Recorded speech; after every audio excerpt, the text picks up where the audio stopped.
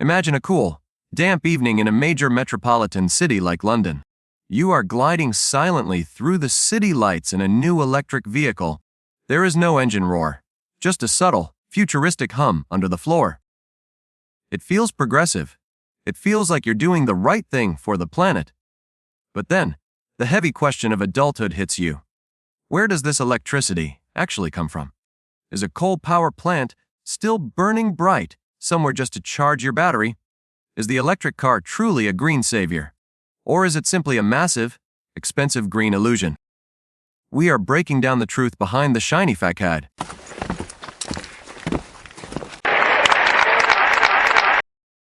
Let's start with the immediate, visible difference. EVs have no tailpipe, period. This instantly eliminates hot fumes and harmful particulate matter at street level. In highly polluted cities like New Delhi or Mexico City, this is a profound win for public health.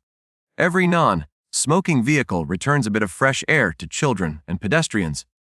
Now for the invisible part, the power grid. If your grid uses mostly coal or natural gas, your EV is currently running on dirty energy. Skeptics are right to point this out. But here's the game changer: the grid can get cleaner over time.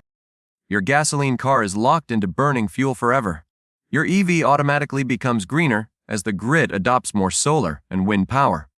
The EV connects to the future. The gas car is chained to the past. We must address the elephant in the room, the EV battery itself. It requires precious materials like lithium, nickel, and cobalt. Mining these resources comes with significant environmental and ethical costs. Water consumption and complex labor issues in remote regions are real concerns. Furthermore, manufacturing the battery is an incredibly energy-intensive process. This means an EV often has a higher initial carbon footprint than a comparable gasoline car. This fact is the skeptic's favorite piece of evidence.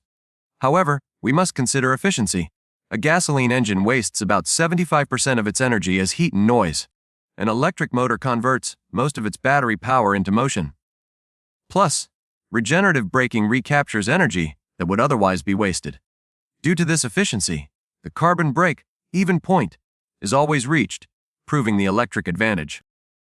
Forget the environment for a moment. Let's talk about your wallet. Electric vehicles speak the language of common sense and savings. Forget oil changes, spark plugs, and complicated exhaust repairs. EVs have significantly fewer moving parts than a combustion car. Regenerative braking means your brake pads last far longer. Calculating the costs year over year reveals a steady financial advantage. Your total cost of ownership decreases the more miles you drive. This is especially true for constant stop and go urban commuting. The smooth feeling of the electric drive extends directly to a smooth feeling in your bank account. Less stress at the pump and less money spent at the mechanic. The number one fear is what happens when the batteries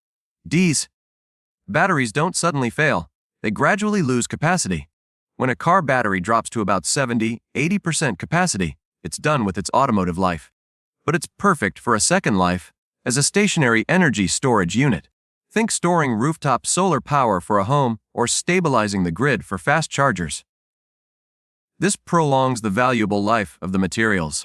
After this second life, the battery enters high-tech recycling. New recycling technologies can recover most of the valuable materials for new batteries. Unlike gasoline, which is burned and lost forever, battery materials are designed to be a closed-loop resource. This creates entirely new, valuable industries. The shift to EVs is a strategic national pivot. First, it's about urban air quality, a form of collective public health. Second, it addresses energy security. Most major economies import a significant portion of their oil. Every mile driven on domestic electricity reduces reliance on volatile global oil markets. This is a geopolitical benefit against price spikes and supply disruptions. Third, it's an industrial revolution. EVs require fewer mechanical parts and more software and electronics. This fundamentally changes the rules of the auto industry. It gives emerging economies a chance to leapfrog old technology. They can focus on components, software, charging, and recycling. This path offers new avenues for self-sufficiency and industrial growth. Let's be honest, the transition is not seamless. The current infrastructure has major potholes. Charging stations are sparse, creating massive range anxiety on long trips. Many apartment dwellers have no convenient way to charge overnight. The existence of multiple, incompatible charging plugs is pure chaos for drivers. This inconsistency and inconvenience are the primary drivers of public reluctance. These are the pebbles in the shoe that slow the revolution. However, these are fundamentally solvable logistical and political problems. They are not inherent flaws in the technology itself. First, governments must lead by example by electrifying public fleets. Electric buses and taxis should be the backbone of city transit. This immediately cleans the air and provides crucial training for mechanics and fleet managers. Second, charging must become an essential amenity. New buildings, offices, and condos must mandate charging points. Third, the entire network needs a single, unified plug and seamless payment system. This consistency is key to boosting driver confidence. Charging is an essential service, like banking or telecom. Governments should set the standard. Private companies should compete to operate the best network. The grid needs to be smart enough to treat your car as a help, not a burden. We need intelligent power grids. Time of use pricing encourages charging during low demand, low-cost hours, like overnight. This shifts massive charging loads away from peak consumption times. Infrastructure must be ready for vehicle-to-grid technology. This allows your car to push stored power back to your house or the grid when needed. Millions of cars could act as a giant, distributed battery bank. This stabilizes the system and makes your car a valuable asset, not just a drain. We must complete the battery life cycle within our borders. This requires a closed-loop system to turn old vehicles into new resource mines. Manufacturers must be made responsible for the batteries they sell from day one. Every battery needs a unique ID and a national registry to track its life. Once its automotive life ends, it moves to stationary storage in homes and buildings. When that second life is over, it goes straight into advanced recycling facilities.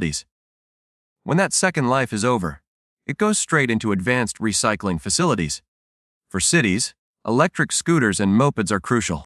A network of standardized, swappable batteries at every corner store, school, and bus stop reduces noise and air pollution instantly. The EV is not a perfect, instant solution. No technology ever is. The core question is about momentum and direction. Are we clinging to an old, dirty, and volatile system? Or are we stepping onto a path that naturally cleans itself over time? By investing in EVs, we are investing in local energy security and public health.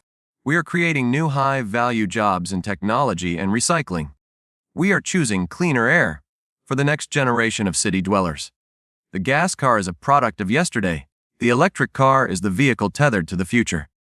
It is the best choice we have right now.